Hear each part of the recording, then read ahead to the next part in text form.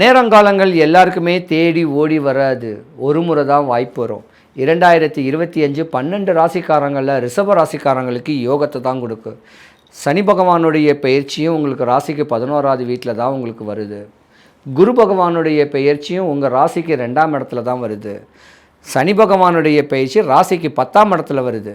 அப்போ உங்களுக்கு 10ஆம் இடம் பாழாக போனால் கூட சனி பகவானுடைய பெயர்ச்சியும் குரு பகவானுடைய பெயர்ச்சியும் உங்கள் ரிஷபராசிக்காரங்களுக்கு யோகம்.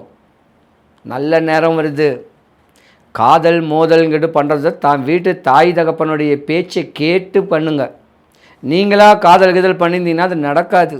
ஏன்னா ராகு தோஷம் ரிஷபராசிக்காரங்களுக்கு இருக்குது. முறையான சாந்திகள் முறையான வழிபாடுகளை பக்குவம் பண்ணிக்கிட்டு ஏதாவது ஒரு நாகம் பிரதிஷ்டைகளை முறையாக பண்ணிக்கிட்டு திருமண ஏற்பாடுகள்லாம் பண்ணுங்க.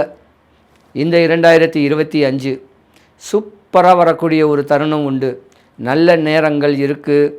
தான் குலதெய்வத்தை வழிபடுங்க.